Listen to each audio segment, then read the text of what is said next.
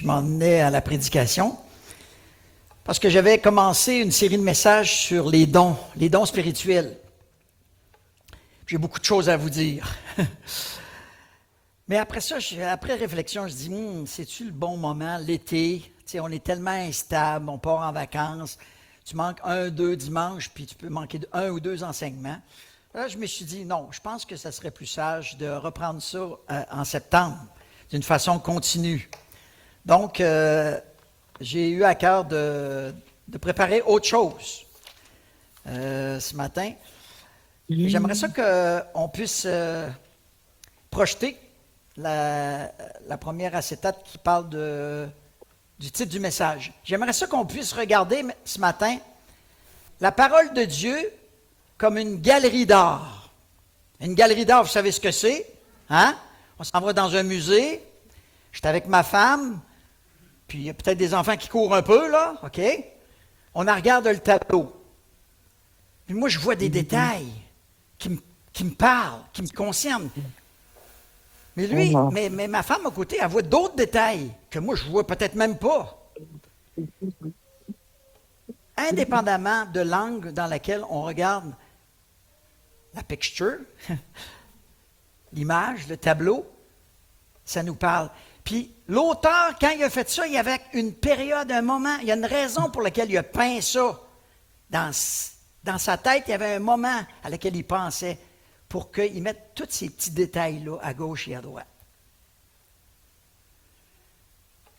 Je retourne au même musée, 1 an plus tard, la même exposition.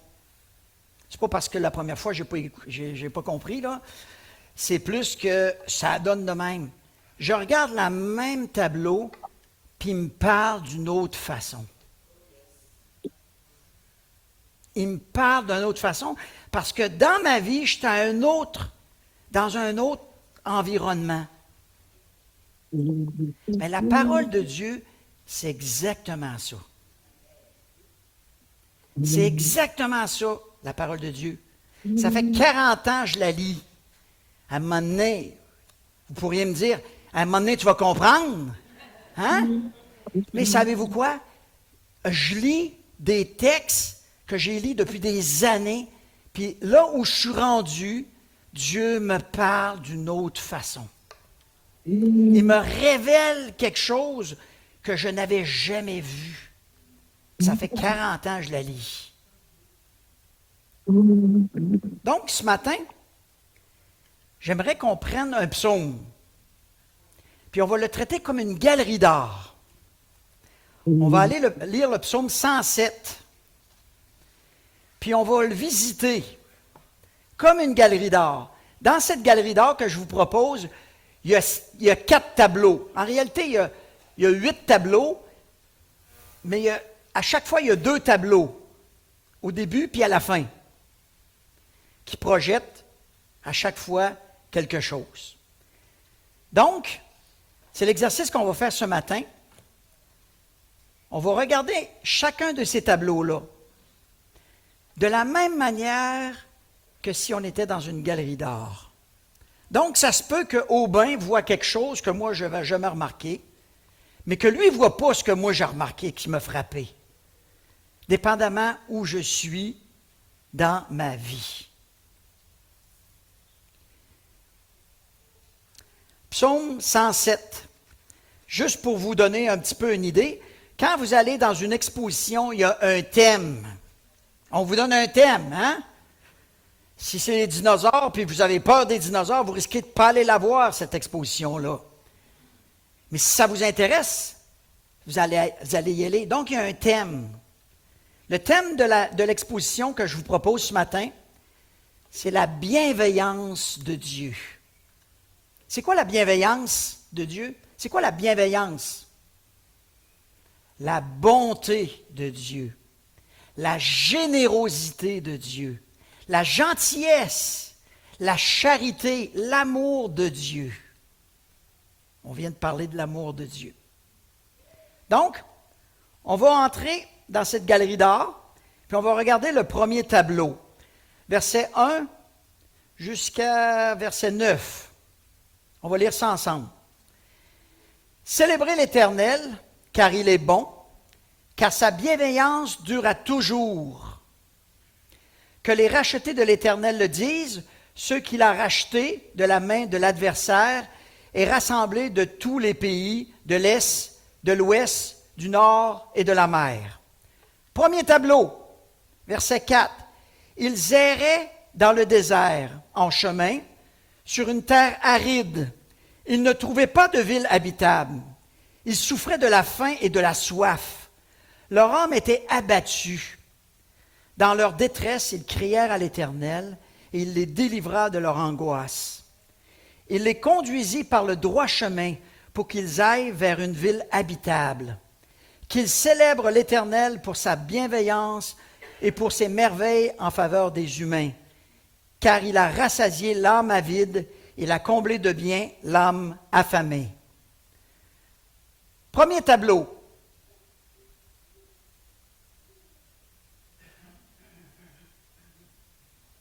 Premier tableau.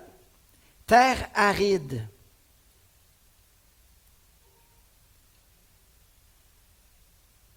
Désert. Pas de ville habitable.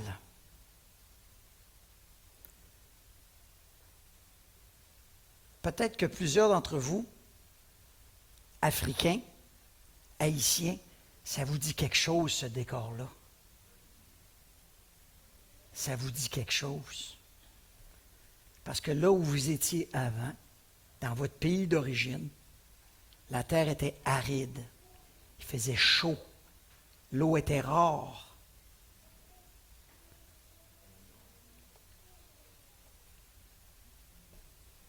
Désert.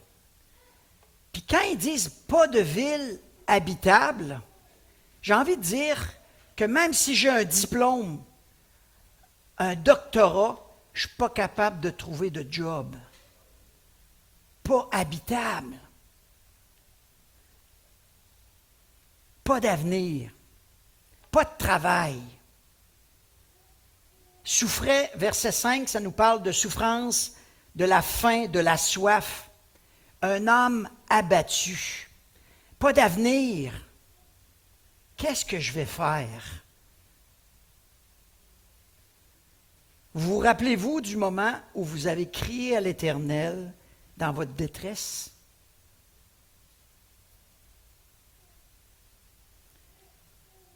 Et peut-être qu'il vous a conduit ici à Québec. Ville habitable. Parce qu'on va reconnaître, c'est sûr que c'est compliqué là, mais on finit par reconnaître vos diplômes. Ville habitable.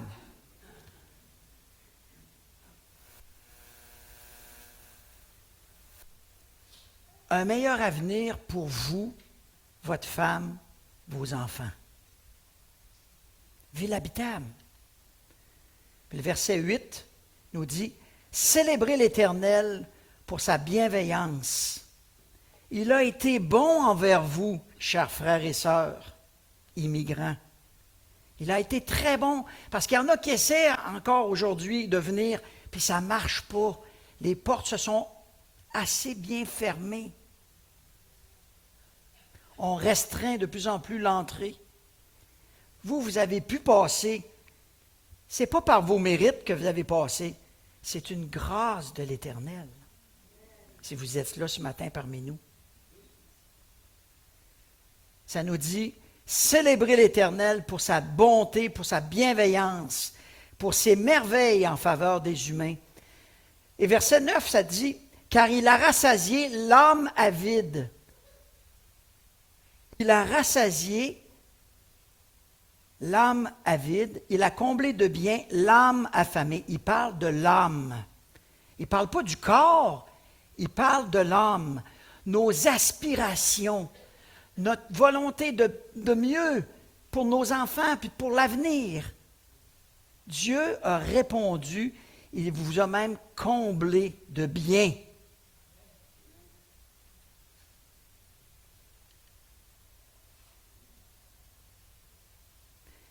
Ça se peut que nous, les Québécois, les Blancs, qui sommes ici, qui sommes nés ici, mais on est passé aussi par du désert. Mais il est différent de celui-là. il est tout aussi aride, tout aussi difficile, perdu. On va à droite ou à gauche. Pas de point de repère. Seigneur, guide-moi, montre-moi. Si vous avez crié à l'Éternel, l'Éternel a répondu. L'Éternel a répondu. Et qu'est-ce qui arrive? Bien, on se retrouve dans un oasis. Du désert où on était perdu, on retrouve un oasis qui comble nos besoins. Qu'il célèbre l'Éternel pour sa bienveillance et ses merveilles en faveur des humains, car il a rassasié l'âme avide, comblé de bien l'âme affamée. Ne laissez pas les biens matériels ici vous faire oublier la bonté et la générosité de Dieu qui vous a amené ici.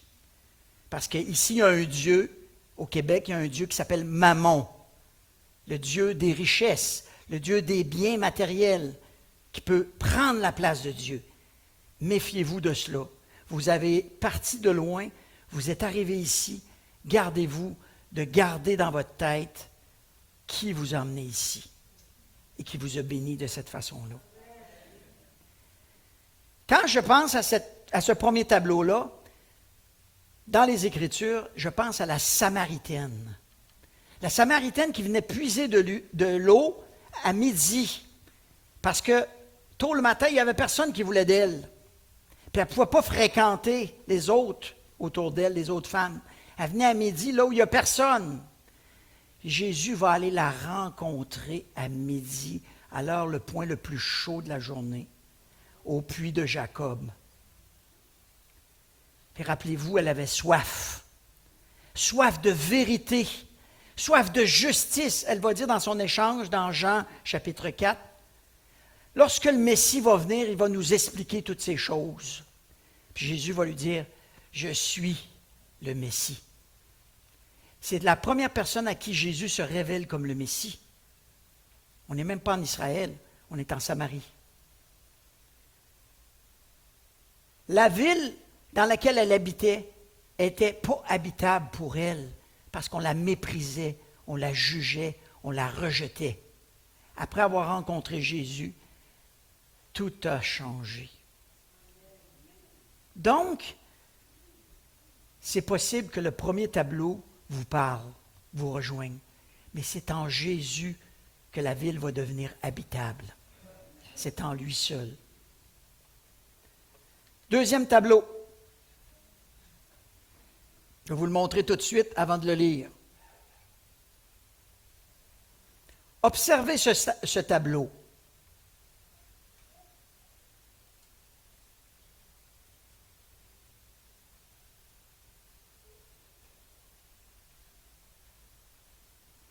Il y a des choses que vous voyez, vous, que moi je ne vois pas, dépendamment où on est dans notre vie. Mais il y a des choses que moi je vois, que peut-être qui vous échappent. Mais Dieu veut nous parler d'une façon différente à chacun, là où on est rendu. Verset 10. D'autres habitaient les ténèbres et l'ombre de la mort, prisonniers dans le malheur et dans les fers, parce qu'ils s'étaient révoltés contre les paroles de Dieu, parce qu'ils avaient dédaigné le conseil du Très-Haut. Il humilia leur cœur par la peine. Ils trébuchèrent et personne ne les secourut. Dans leur détresse, ils crièrent à l'Éternel, et il les sauva de leur angoisse. Il les fit sortir des ténèbres et de l'ombre de la mort, et il rompit leurs liens. Qu'il célèbre l'Éternel pour sa bienveillance et pour ses merveilles en faveur des humains.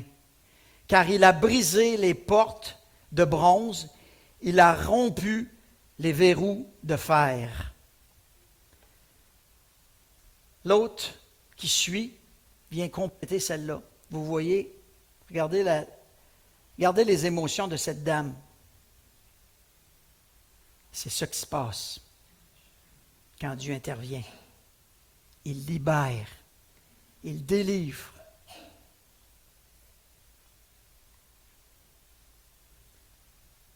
Ça nous dit dans ce deuxième tableau, d'autres habitaient les ténèbres et l'ombre de la mort. Ils habitaient.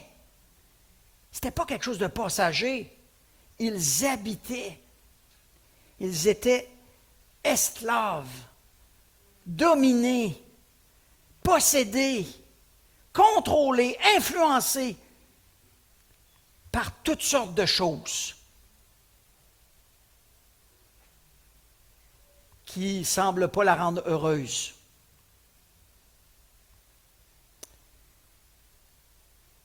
Prisonnier dans le malheur, nous dit le texte. La raison, elle s'est révoltée contre l'Éternel, révoltée contre Dieu, pas accepter que Dieu ait permis une épreuve difficile dans sa vie. Plutôt que de se tourner vers Dieu, elle s'est révoltée contre Dieu.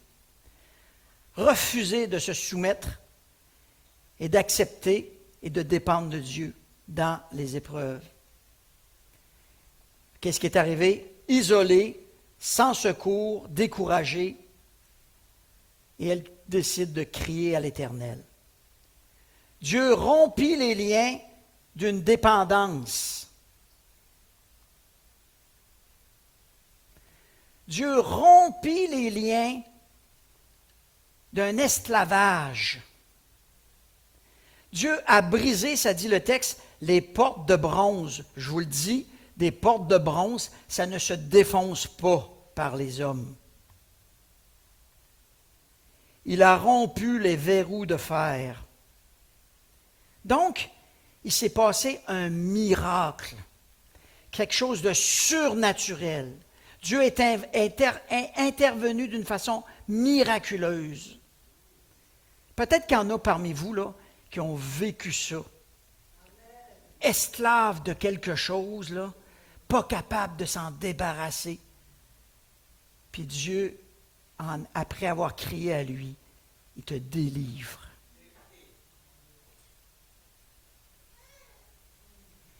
Qu'il célèbre l'Éternel pour sa bienveillance, pour le miracle en faveur des humains.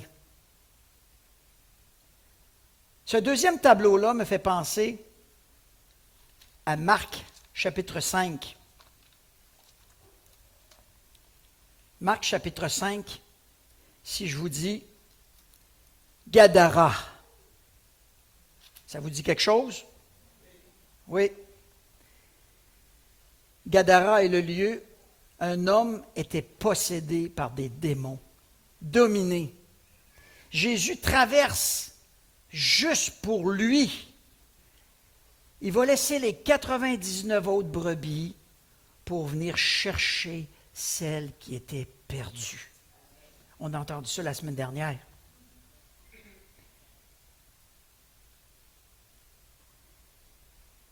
Marc 5, versets 1 à 20, nous parle de cette histoire-là.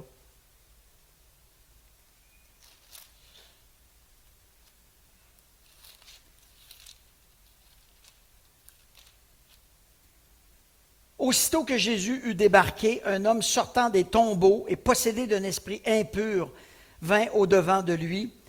Il avait sa demeure dans les tombeaux et personne ne pouvait plus le lier, même avec une chaîne, car souvent il avait eu les fers aux pieds, il avait été lié de chaînes, mais il avait rompu les chaînes, brisé les fers. Personne n'avait la force de le dompter. Il était sans cesse nuit et jour dans les tombeaux et sur les montagnes, criant et se meurtrissant avec les pierres. Il vit Jésus de loin et il dit, « Que me veux-tu, Jésus, fils de David, fils du Très-Haut plutôt? Je t'en conjure, au nom de Dieu, ne me tourmente pas. » Parce que Jésus lui disait à l'esprit, « Sors de cet homme, esprit impur. » Et on connaît l'histoire, il y a les pourceaux, l'esprit va sortir, va se jeter dans les pourceaux. Puis si on revient à cet homme-là, un petit peu plus loin,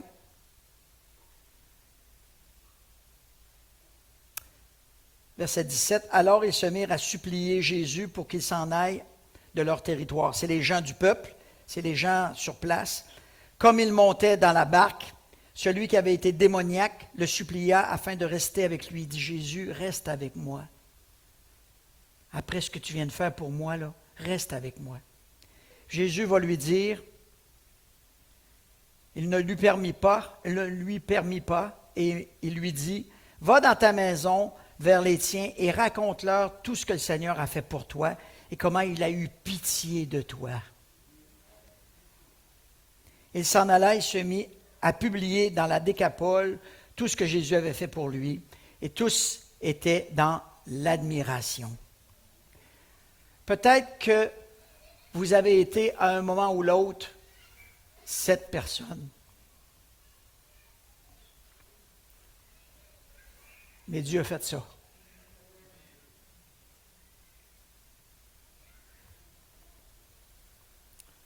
Dieu a fait ça.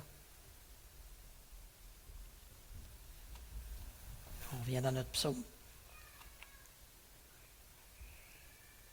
Qu'il célèbre l'Éternel pour sa bienveillance et pour ses merveilles en faveur des humains. Troisième tableau. Lui, il y a des détails. Il est presque étourdissant. Mais regardez comment c'est sombre.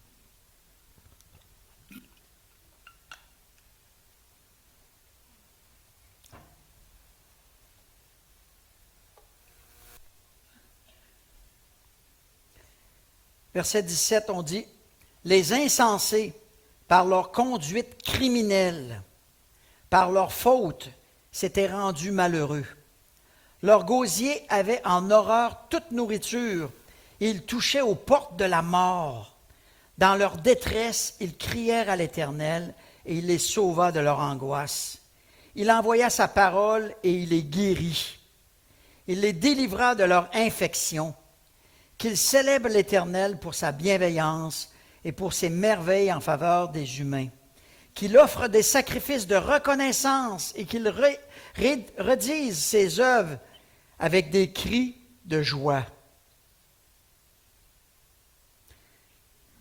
La parole de Dieu dit à ce tableau-là, « Les insensés par leur conduite criminelle. » Meurtre, les fruits de la chair. Meurtre, mensonge, violence. Est-ce qu'on n'a pas de ça dans notre monde présentement? C'est plein. C'est plein.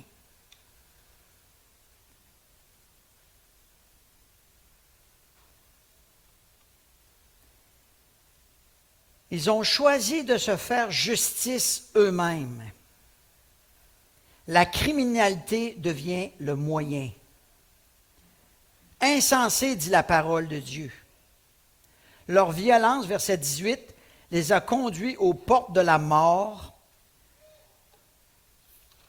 Tout est permis pour se faire justice. Verset 19, dans leur détresse, ils crièrent à l'Éternel. Pour les quelques intelligents qu'il y a dans la gang, ils crièrent à l'Éternel. Verset 20, ça dit, il les sortit des angoisses. Comment? Tableau suivant. Par sa parole. Par la parole de Dieu, il les guérit. La puissance de la parole de Dieu fait d'un meurtrier un enfant de Dieu. C'est fou, hein? C'est fou. Un pécheur, quelqu'un qui est méchant, qui a un cœur mauvais, a un enfant de Dieu.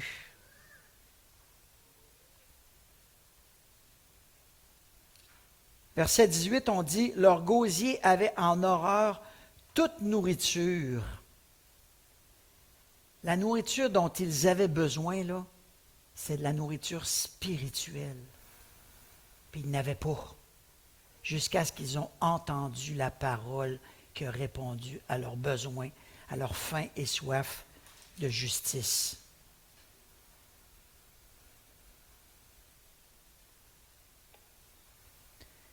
Ce tableau-là me fait penser à Zachée. Rappelez-vous Zachée. Luc, chapitre 19. Zachée, c'est un chef des péagers. Ce n'est pas juste un péager, c'est un boss. Un profiteur de la situation qui se fait justice lui-même et puis qui a des employés sous sa responsabilité pour aller chercher ce que le peuple juif doit aux Romains. Il est mal vu, il est rejeté, mais ça nous dit le texte qu'il était riche. Malgré qu'il était riche, il cherchait à voir Jésus. Il avait entendu parler de ses paroles. Il a entendu parler de la parole de Dieu. Puis il voulait voir de ses propres yeux si ce qu'on racontait était vrai. Il a probablement crié à l'Éternel lui aussi. Et Jésus est venu le rencontrer dans sa propre maison. Les publicains, les gens ont dit, comment Jésus peut-il aller loger chez un homme pécheur? Comment peut-il entrer dans cette maison-là qui est souillée? Et Zachée de dire, voici Seigneur, je donne aux pauvres la moitié de mes biens. Et j'ai fait du tort et si j'ai fait du tort à quelqu'un, je lui rends le quadruple, 4 fois ce que j'ai pris. L'amour, l'action. Facile de dire qu'on aime, mais quand on donne de nos biens, là, on est en train de montrer qu'on aime Dieu. C'est ça qu'il fait. Considéré comme un voleur, Jésus va dire au verset 9, « Aujourd'hui, le salut est entré dans cette maison parce que celui-ci est aussi un fils d'Abraham, un enfant de Dieu. »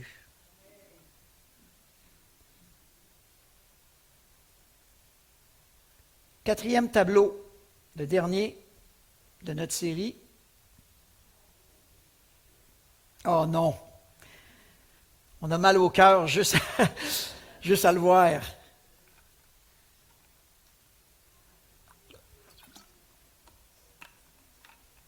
Ça va pas bien, hein? Pour brasser, ça brasse, oui.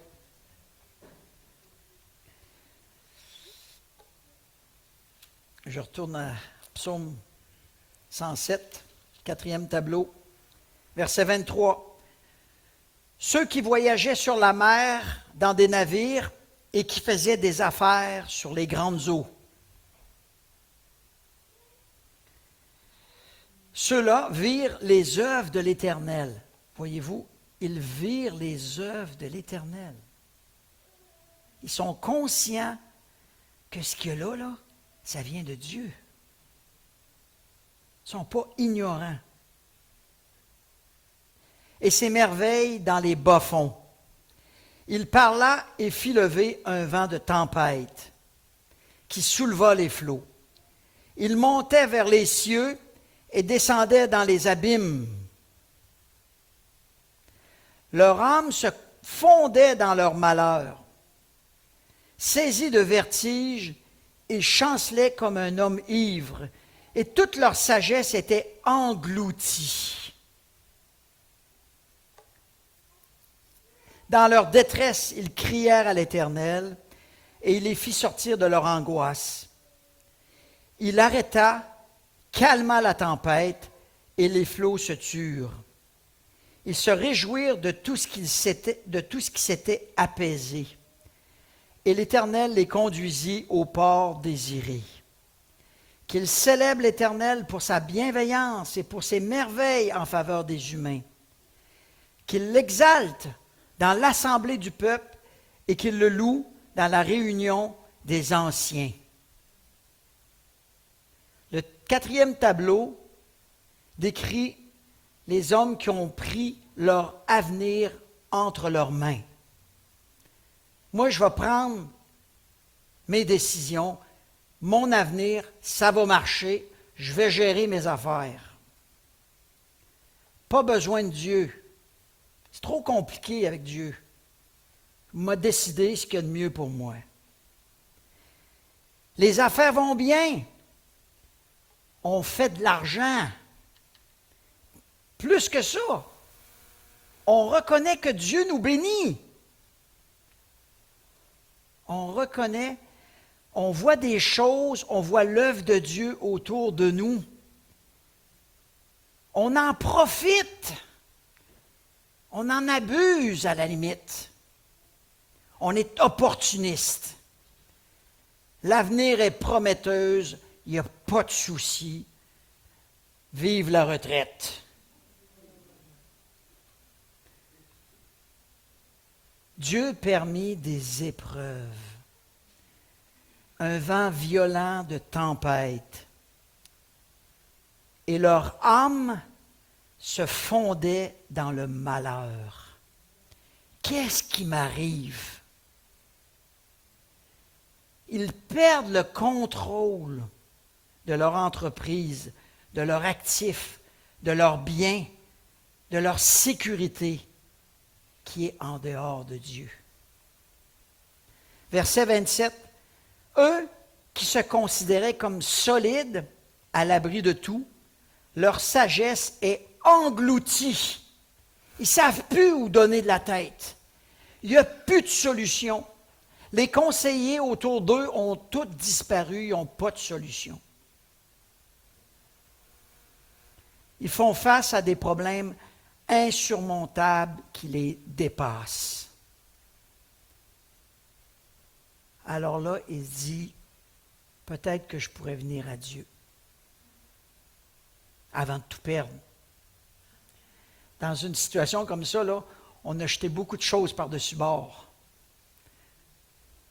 On jette beaucoup de choses à laquelle on s'était attaché, mais qu'on doit jeter parce qu'on veut que le bateau se replace. Mais à un moment donné, il n'y a plus rien acheté. C'est moi là, qui va faire comme Jonas, qui va me ramasser par-dessus bord. Ils crièrent à l'Éternel, et leur angoisse s'apaise suite à l'intervention de Dieu. Dieu calma la tempête, tout fut apaisé, et une paix est intervenue.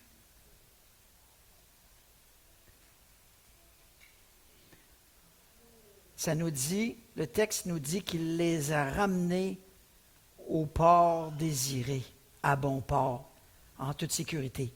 Mais regardez que le tableau, là, en haut à droite, là, il a été écorché. Il y a des séquelles, il y a des retombées, il y a des conséquences au choix qu'on fait. Mais dans sa grâce, Dieu les a ramenés à bon port.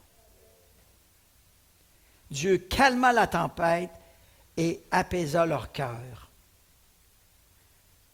La leçon qu'on doit apprendre ici, faire confiance à Dieu en toutes choses, même quand ça va bien. Même quand ça va bien. Ne perdez pas de vue que Dieu vous bénit quand ça va bien. Reconnaître Dieu dans nos bénédictions. Puis compter sur lui dans nos décisions. Notre sagesse est limitée. La sagesse de Dieu est au-delà de ce qu'on peut penser ou imaginer. Le verset 32, ça dit, 31, qu'il célèbre l'Éternel pour sa bienveillance, pour ses merveilles en faveur des humains, qu'il l'exalte dans l'assemblée du peuple et qu'il loue dans la réunion des anciens. Moi, j'ai envie de dire qu'il loue dans l'Église. Là où il y a des croyants ensemble, des gens qui mettent leur foi en Dieu de la même manière, qu'ils louent. À quoi vous fait penser ce tableau-là? Est-ce que dans votre vie, il y a eu des moments de tempête où vous avez perdu le contrôle et où là, il n'y a plus de solution? Vous n'en voyez pas de solution. Criez à l'Éternel. Et c'est lui qui peut intervenir dans cette situation-là. Moi, ça me fait penser, ce tableau-là, à nos enfants. Vous qui êtes des parents croyants, vos enfants, sont rendus adultes, qui vivent leur vie comme si Dieu n'existait pas. Pourtant, ils ont profité de la bénédiction sous le toit. Ils reconnaissent la bénédiction dans vos vies, mais pas pour eux, pas pour l'instant. Ils préfèrent conduire leur bateau eux-mêmes jusqu'à la prochaine tempête. Parce que Dieu veut les ramener à lui. Il ne les laissera pas continuer à vaguer, puis à se promener, puis à profiter de tout sans lui. Il les aime trop pour les laisser comme ça, se perdre, alors qu'eux pensent qu'ils ont tout devant eux. Dieu veut se mêler de vos affaires. Il veut se mêler de mes affaires. Puis il veut avoir un mot à dire dans ma vie. Ne soyez pas surpris si Dieu permet des tempêtes dans vos vies. Le but, sa bonté, sa bienveillance. Il veut vous ramener à lui. Parce que vous vous êtes probablement éloigné. Il veut vous ramener à lui. Plus je vais m'entêter, plus ça va brasser. Plus la tempête va faire rage. Rappelez-vous, ils crièrent à l'Éternel et Dieu est intervenu. Dans les 4 tableaux que je vous ai présentés, il y avait toujours une solution dans chacun des cas qui semblait désespéré. C'était toujours la même solution. Ils crièrent à l'Éternel.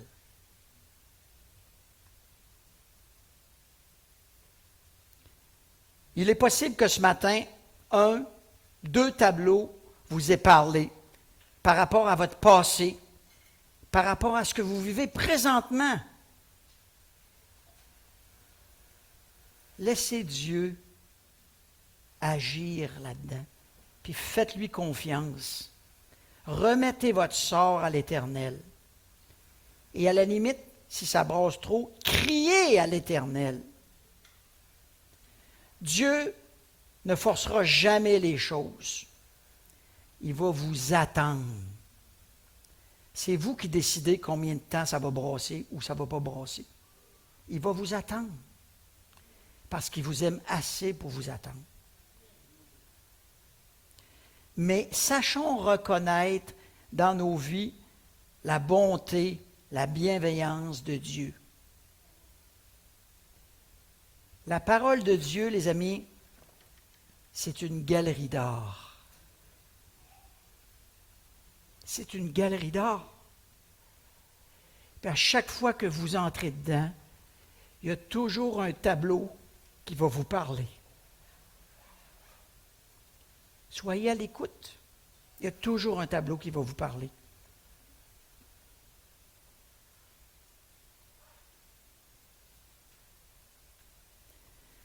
Quel que soit le tableau, Dieu est dedans. Dieu y est. Il veut intervenir dans ton tableau. Il veut que tu te rapproches de lui. Il veut ouvrir des portes de bronze que personne ne peut ouvrir. Il veut te donner un oasis dans le désert. Il veut te délivrer des liens dans lesquels tu t'es enfermé. Il veut te sortir de la tempête.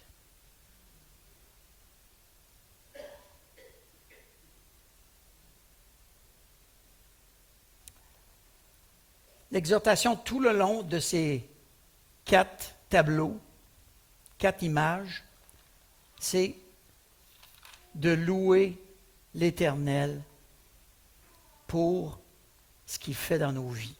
J'aimerais ça qu'on prenne un temps ce matin, avant de chanter un chant.